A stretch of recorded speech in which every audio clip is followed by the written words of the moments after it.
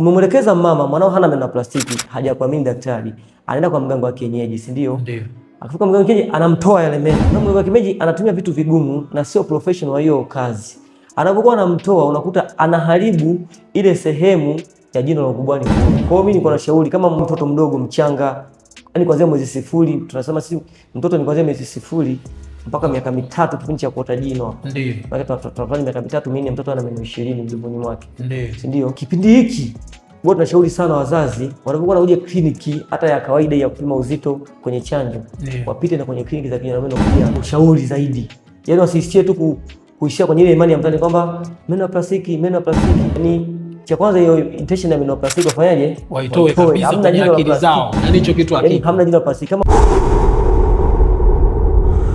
sasa mtaalamu, nafikiri tulizungumzia kuhusiana na afya ya meno na kinywa. Ndio. Kwa mama mjamzito. Ndio. Leo tutamani tuweze kuzungumzia kuhusiana na hawa watoto, hasa watoto wachanga. Ndio. Watoto wachanga, watoto ambao wako chini ya mwaka mmoja. Maana kuna wengine unakuta hawana meno. Baadhi ya imani ziko mtaani, lakini vile vile kuna wengine unakuta meno ndio yameanza kuota. Akina mama wanajiuliza unasafishaje kinywa? Kuna mambo mimi nilizungumzia kusafisha sijui ulimi nini. Ndio. Kwa hiyo sasa mimi nafikiri tutajifunza kwa maswali. Ndio. Nitakuwa nakuuliza maswali baadhi ya kina mama ambao walikuwa na watoto wachanga walikuwa wanauliza. Ndio. Kwa mfano kuna huyo yeye anaitwa Beatrice Richard anasema kama mwanangu ameota meno ya chini mawili. Ndio. Ila ya juu hayajaota. Ila haya ya pembeni ya juu ndio yameota. Je, ni kawaida? Sasa mimi nilikuwa natamani kwanza nijue kwamba kikawaida meno yanaanza wapi kuota kwa watoto wachanga? Kwa watoto wachanga hana na muda wake ambao yanakuwa yanaanza kuota. Maana wengi wanasema yanaanza kuota ya chini, alafu sijui yanaenda ya juu. Na wanahisi kwamba labda ni hivyo mara zote. Labda mtaalamu unasemaje? Yaani kwa mimi kwa kujibu swali hilo, meno kuota hana sehemu ya kuanzia kuota, ila inategemeana na mtu na mtu. Ndio. Kuna watoto wengine wanaanzia chini, watoto wengine, mfano mimi mwanangu alianzia juu. Ndio. Wa kwanza, lakini wa pili alianzia chini. Lakini yani meno kuota haina kwamba lazima aanzie juu wala chini, haina lazima wote ule. Kwa popote pale meno yanaweza kuota. Na huyo dada aliuliza swali, haina changamoto yote ile. Ndio. Haina changamoto yote ile. Kwa hana changamoto yote ile. Sasa anasema ya chini yameota mawili. Ila ya juu yameota ya pembeni. Labda nafikiri kwamba yale ya juu yataota mawili ya pale juu katikati kwanza. Okay. Haina changamoto yote ile dada, asiwe na wasiwasi wote ule. Acha tunasimfanya chochote. Amwache hivyo mwanae meno yake yataota kutokana na kadri umri unavyozidi kuwa unaongezeka na meno yake yanaongezeka pia. Okay. Kuna mwingine anaitwa Haisiliza. Ndio. Ana jina gumu kidogo. Anasema daktari, mwanangu ana miezi 9, bado hajaota meno na hana dalili za meno kuota. Nifanyaje? Meno kuota kwa mtoto, naomba niongelee kidogo. Meno kuota kwa mtoto huwa tunaanzia miezi 4 na kuendelea. Kwa hiyo asijali kwamba mwanangu amefikisha miezi 9 hajaota meno. Na mtoa tu wasiwasi kwamba meno atafanyaje. Kuna mtoto fanya kazi mwenzetu pamoja, ilimchukua almost, alipata wasiwasi, nilipomkaa naye chini nikamshauri, nikamwambia inaweza kufika hata mwaka mmoja mtoto wako hajaota jino hata moja. Lakini zikafunga meno akaota na yakaanza kuota haraka. Na yani mtoto anavyozidi kuchelewa kuota meno na ndo anazidi kuchelewa kuyatoa katika ili yani meno ya utotoni yatoke, abaki na yaote meno ukubwani. Kwa sio na wasiwasi wote na kwamba mtoto wake ana miezi 9, ila naamini ndani ya mwaka mmoja, kisha mwaka mmoja yanaweza anaanza kutoka. Sio na wasiwasi wote ule.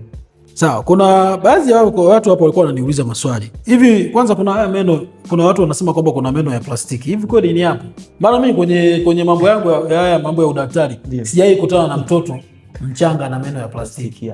Lakini nasikia tu akina mama wanasema mwanangu ana meno ya plastiki, nifanyaje mimi? Hiyo ni imani ambayo imejengelewa kwa watu kwa sasa, jamii kwetu sisi ya Kiafrika, kwamba mtoto ana meno ya plastiki, lakini kiuhalisia hakuna jino la plastiki. Ndio. Hakuna jino. Kwa mfano kama kuna huyu anaitwa Robi huyu. Yeye ndo aliuliza hilo swali. Anasema daktari, naomba somo la meno ya plastiki. Mwanangu anayo, na je anatokana na nini na tiba yake ni ipi? Nitaomba nijibu, nitajibu kama dakika moja hivi. Ndio. Majibu akili aweze kuelewa. Anaitwa nani? Geoffrey. Anaitwa Robi. Bwana Robi, mtoto wako hana meno ya plastiki, ila ni imani ambayo imejengewa kwa sisi watu wa Afrika kwamba mtoto kuna watishi fulani kuwepo kwenye meno za fizi, si ndio? Ndio. Sasa inatokea kwa watoto ambao wamechelewa kulia. Ndio. Unaona? wanang'ata fizi zao.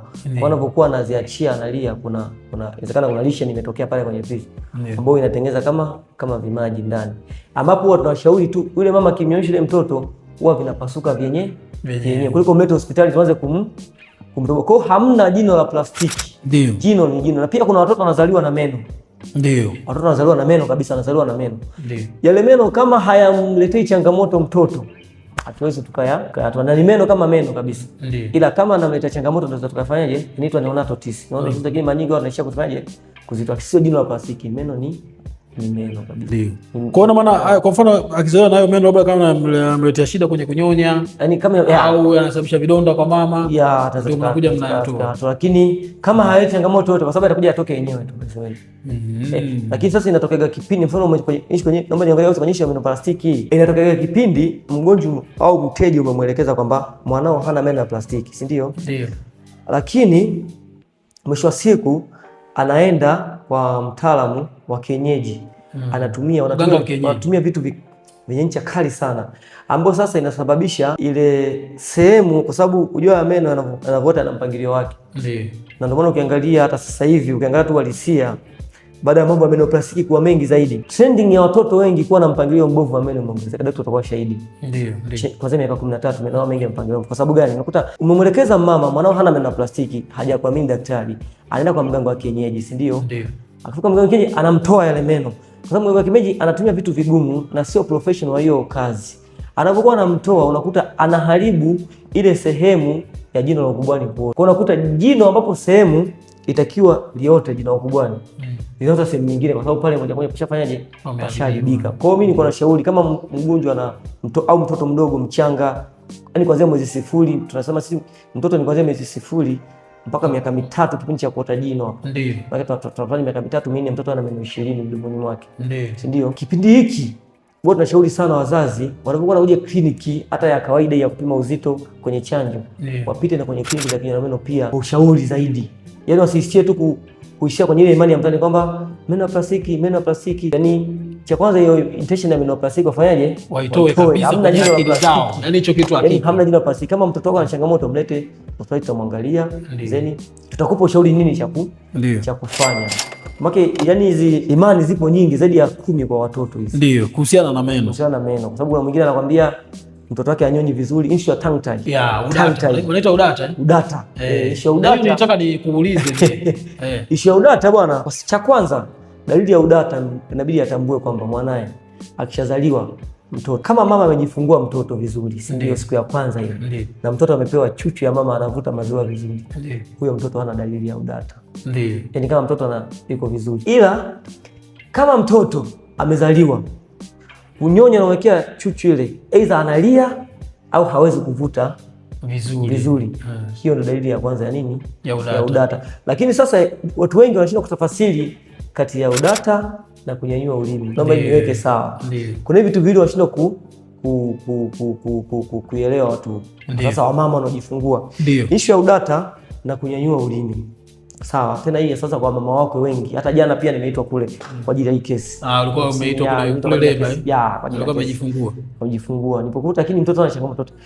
Cha kwanza naomba wazazi wajue kwamba mtoto anapokuwa amezaliwa na udata au tongue tie kitaalamu kwa Kiingereza tunaita, ukimpa chuchu ile mama anapokuwa anamnyonyesha, si ndio? Ndio. Anapokuwa anamuingizia chuchu mdomoni, cha kwanza mtoto aidha anakuwa anasikia maumivu makali kipindi ananyonya, lazima atalia au anashindwa kunyonya. Ndio. Sawa. Lakini watu wengi washindwa kujua kwamba mtoto anapokuwa amezaliwa, mtoto mwenye siku moja anavolia na namna ya kunyanyua ulimi ni tofauti na mtoto mwenye mwezi mmoja. Ndio. Hao watu lazima wawe tofauti. Pia mtoto mwenye mwezi mmoja ni tofauti na mtoto mwenye miezi 3 katika kulia na kunyanyua ulimi. Wow. Sasa hichi kitu wanachanganya watu wengi sana kwamba akishazaliwa tu mtoto, sasa wamama wengi watu wazima anakimbia kumwangalia meno hao wanasema meno plastiki. Ndio. Au udata. Kwenye wakati mwingine kwenye ufizi nafikiri. Unakuta kuna vidude vinaota, sijui vinini vile vitishu vinakuwa kama katufe hivi. Na watu wao wanakuwa wanajiuliza sana maswali. Vile ndio nasemaga watoto wengi wanachelewa kulia. Unakuta mtu amelala hapa. kwa kiwa anaachia inawezekana vimetraumatize kidogo au wengine anavitoa nazo tu, lakini vile mama akimnyonyesha tu mtoto wake huwa vinapasuka vinaisha vyenyewe, sio lazima kuleta hospitali, ila kama kitakaa muda mrefu na meta. Kwa hiyo watofautisha kati ya kunyanyua ulimi mtoto akiwa mdogo na tongue tie. Kwa hiyo hizo tongue tie mtoto anashindwa kunyonya au anaponyonya anasikia maumivu anakuwa analia. Ndio. Na pia kuna issue nyingine ya imani ile kwamba kukata huku uvula. Kilimi. Wanasema kilimi. Kiliboi umenikumbusha kwa Kiswahili kilimi. Kwamba mtoto akiwa anakoa sana lazima akatwe nini? Kilimi. Kilimi. Hii inatokeaje? Hii haina uhusiano wowote kwa kwanza. Kwamba mtoto kukoa sana na kilimi. Havina uhusiano. Sababu tu ni imani ambayo tumewekewa na wazazi wetu. Na sisi kwa ya Kiafrika kwamba lazima tumfanyie. Na hii kitu katika vitu anavyofanya ndio hatari zaidi. Sababu pia ishatokea mtoto amefanyiwa kule mtaani. Ndio. Amepata damu nyingi zimevuja, amepoteza maisha. Pia na hii inatokea. Ndio madhara hii kilimi sasa. Tunachopata hata kushauri kwamba mtoto anapokuwa anakohoa. Sasa kwa mikoa yetu sisi ya huku nyanda za juu kusini huku kuna baridi. Huko Njombe, Mbeya, Iringa. Si ndio? Ndio. Ni sehemu ambazo zina baridi na mtoto usipomwekea nguo nzito nzito lazima atafanyeje? Atakohoa tu kwa sababu ya nature tulivyo. Lakini uvula haihusiani na kukohoa kwa mtoto. Kwa mtoto ni infection tu, kwa sababu kila kikohozi sio kwamba wanashindwa kugundua tu kwamba sio kila kikohozi ni infection. Ndio. Wanashindwa kwa kama sio kila kikohozi ni infection. Wala sio kila mtoto anapokuwa anakohoa lazima atumie nini? Hizi antibiotics. Ndio unakuta mama cha kwanza wanachokosea wa mama sasa wanawalea watoto. Mtoto amekohoa, akishakohoa anaenda moja kwa moja duka la dawa. Ndio. Bado hajapata ushauri wa daktari, hajapata ushauri wa nani. Moja kwa moja duka la dawa, anaenda kununua dawa, anakuja na anapofika hospitali hasemi kwamba anaenda duka la dawa nilimpa dawa. Unakuta daktari anamwandikia dawa labda ile au nyingine ambayo ipo kwenye grupu lile. Unakuta mtoto katika kipindi cha mwaka huo ni kuanzia miezi 6 kwenye hii tongue tie. Ndio. Kuanzia miezi 6 wanapoanza kukaa pale mpaka miaka 4 5. Hapa ndazo unapitia changamoto hizo. Kwa mimi nitakushauri tu mtoto anapokuwa anakohoa mpeleke tu hospitali mapema, usianzie duka la dawa kwanza. Anzia hospitali direct. Daktari atakupa ushauri nini cha kufanya. Ndio hali itaisha. Na pia imani nyingine iliyopo kwamba mtoto akiwa anaota meno lazima alishe. Ushakusikia kitu? Na mimi nishaisema hivi. Pengine nilikuwa nakosea. Hiyo sio kweli. Ndio. Kwa sababu gani? Kwa sababu mtoto anapokuwa anaota meno fizi huwa zinawasha. Ndio unakuta unatoa mate nini fizi zinawasha sana. Fizi zinawasha. Na kipindi hicho kingi mtoto anapokuwa anaanza kuota meno wengi wanakuwa wameshaanza kutembea au kukaa. Kwa unakuta mtoto amekaa chini, si ndio? Ndio. Chochote anachokiona kina msaada kwake kipo chini. Cha kujikunia lazima achukue aweke mdomoni. Kwa hiyo hizo ni baadhi ya imani ambazo kwa maana akiweka ile anaweza kupata infection yani ndio zinampelekea kuharisha au kukohoa. Alafu sisi tunasema kuharisha sio nini lakini haina sana wote. Nafikiri wakina mama wanapata point yao. Wanapata vizuri. Kwa hiyo ni kwenye issue ya watoto na pia kuna issue ya watoto kwenye issue ya nani ya pacifier ile ananisha pacifier ya isingitani shauri. Ile sio salama zaidi. Sasa kwa nini wenzetu wazungu wanaitumia sana? Na mimi nishaisema sio baadhi ya kina mama wanaipenda sana inawatulizia watoto wao. Ujue subiri. Kitu kimoja utofautishe sisi na wazungu ni watu tofauti. Sawa. Ndio. Mzungu kwenye swala la afya yake yeye yuko vizuri zaidi. Si ndio? Ndio.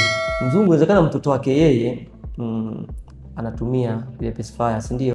Akishatumia ile pacifier maana labda akiwa na akishakuwa kidogo ashapata meno ya utu uzima au ya utoto anampeleka kliniki tofauti na sisi. Sisi mpaka mtoto aumwe ndio anaenda kumpeleka hospitali kliniki ya kinywa na meno. Ndio. Kwa hiyo tofauti unakuja pacifier au kuweka kidole mdomoni kwa mtoto. Sasa kipindi ambacho anaota meno ile inasababisha mtoto kupata kitu kinaitwa anterior open bite. Ndio.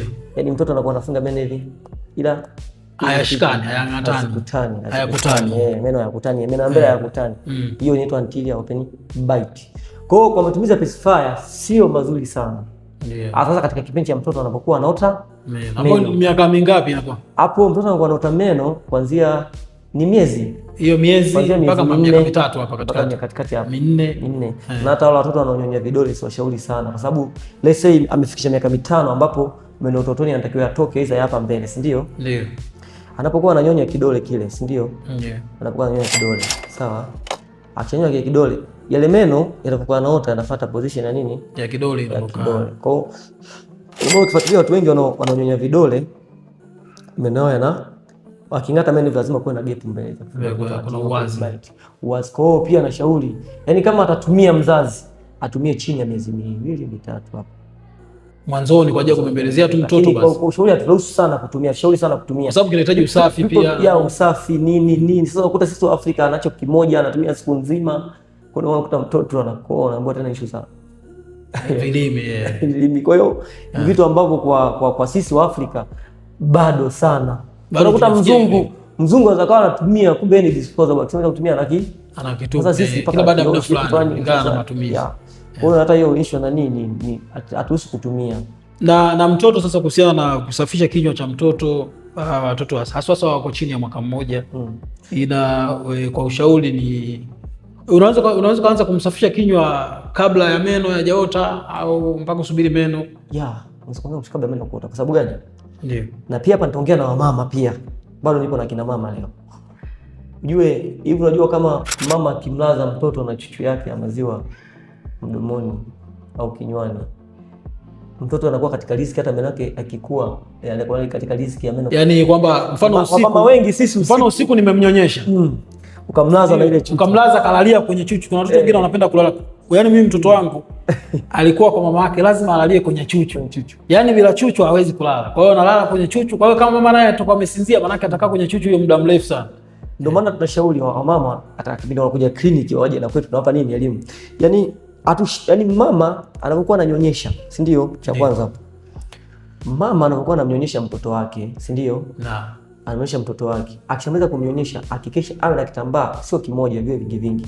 Safi. Au kama au tuseme kuanzia 2 au 3.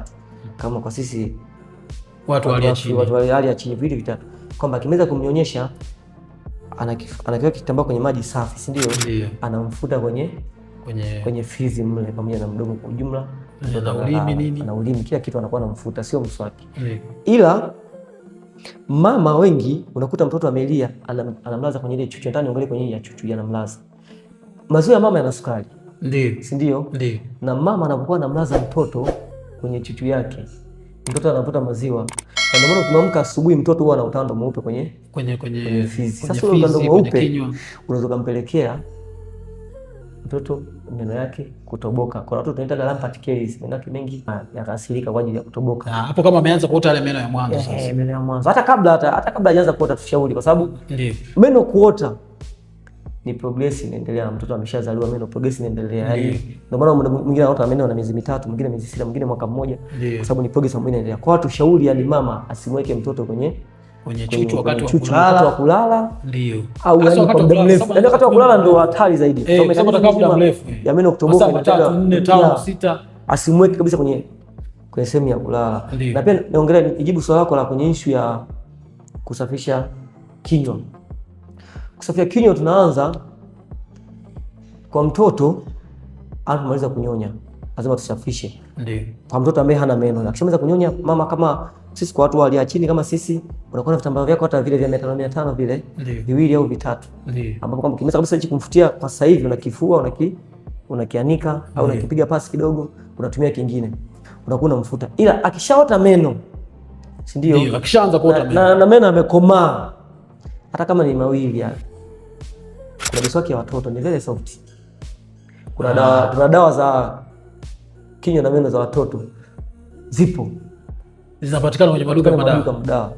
Kwa hiyo ni tofauti na hizi za kwetu hizi. Hii mtoto yani usishare hizi za kwetu usishare. Mimi mbona huwa na share na mtoto wangu? Alafu bado mdogo ana miaka 2. Yaani kitaalamu kuna dawa za watoto na miswaki yao pia ipo. Huwezi kutumia mswaki wa mtu mzima kumpigia mtoto. Ndio. Ndio, kwa sababu pia ni mkubwa kwake. Na pia tunaongelea kwenye fluoride, content ya fluoride iliyopo dawa ya mtoto na dawa mkubwa unatakiwa kutumia ni tofauti. Mtoto ni kosa ukifanya. Ni kosa. Kwa mtoto inabidi awe na dawa yake. Mtoto inabidi awe na dawa yake na mzazi ana dawa yake na mswaki wake pia. Na pia na mtoto siku 90 zikiisha anatupa mswaki. Wote ni siku 90. Hata kwenye miswaki hiyo kuna miswaki ambayo ina kifuniko mbele na kuna miswaki ambayo ina kifuniko. Na wengi wanashauri kwamba tutumie hii ambayo yenye kifuniko kwa sababu inakulinda na bakteria. Mdudu anaweza kaingia pale kwenye brush pale. Sasa tunashauri vile, ila tu hata kifuniko uwe laini. Yaani yote sisi mswaki hataki brush yake ziwe ngumu.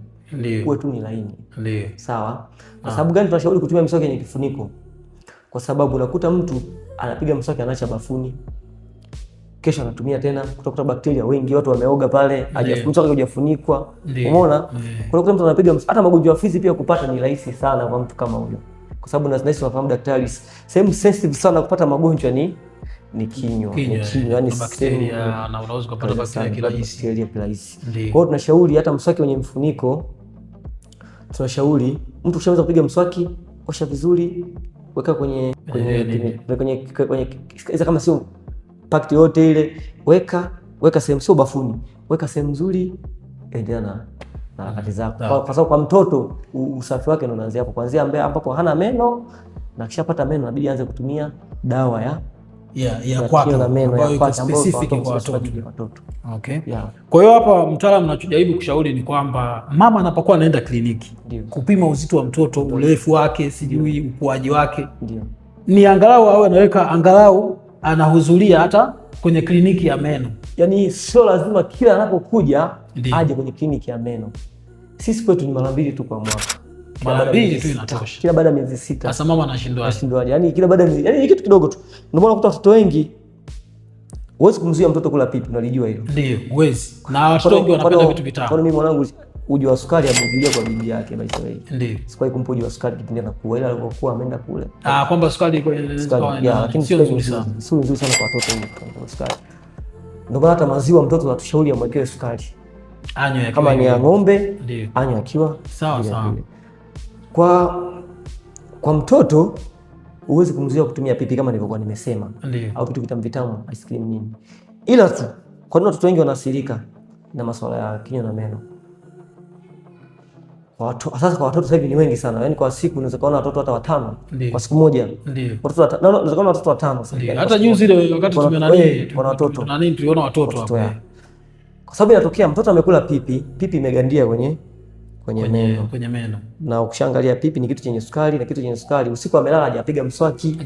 Na kuna wengine watoto wao huaga hawapigishi mswaki usiku. Yaani mtoto akiwa na miaka 2, 3, 4 apige mswaki, anaishi tu kama kawaida. Kisha asubuhi anaamka hajapiga mswaki, ameenda tena amekula pipi. Ndio maana unashangaa trend ya watoto wengi sana kugoma magonjwa kinywa na meno. Tofauti na zamani, pipi hazikuwepo. Ndio. Kuna tu pipi labda mtoto akishua kidogo, lakini kwa sasa hivi mtu wote ana access ya kununua pipi, yani popote pale ana access ya kununua pipi. Kwa hiyo mtoto anapokuwa amekula pipi ile, sio kwamba hatuwezi kumzuia mtoto kuna kiwango cha kula pipi, ila akishakula hakikisha amepiga mswaki kwa kutumia dawa ya madini ya fluoride, na ile povu ametema, asiweke maji mdomoni.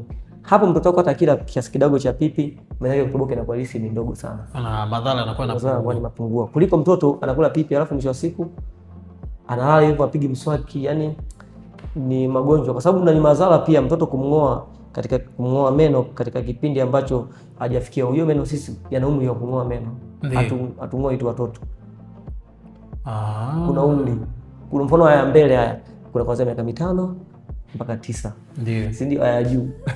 Juu na chini. Si ndio? Ndio. Na tushauri sana kwa sababu ndio maana wakija wazazi wengi mtoto jino limetikisika na mshauri iza mtoto ajing'oe mwenyewe au achukue kamba. Kwa sababu watoto ni wasumbufu. Wanaweza kaja mimi natumia chuma kung'oa jino. Ndio. Walipokuja naweza nikatumia nikamkandamiza vibaya. Ndio. Cha kushauri wazazi kipindi cha watoto wao wanalegea meno nyumbani, waweze kuwalegeza wenyewe. Ile ni njia nzuri zaidi. Yaani kuwalegeza wenyewe nyumbani. Wazazi. Ni njia nzuri zaidi. Lakini akitaka ushauri kwetu sisi ndio tunamshauri. Mimi watoto wengi ambao wanakuja meno wamelegea, huwa nawapa kioo, nawapa kamba na kamba zangu mno ofisini. Ndio. Naambia, vuta kidogo kidogo, anavuta, anajitoa, anatoka amecheka. Haina haja kumchoma mtoto miganzi kwa ajili ya, kwa sababu mimi anapokuja tu kama ni mgonjwa lazima nimchome ganzi ndio nifanyaje? Ndio, utoe jino. Kwa sababu ya kupunguza maumivu.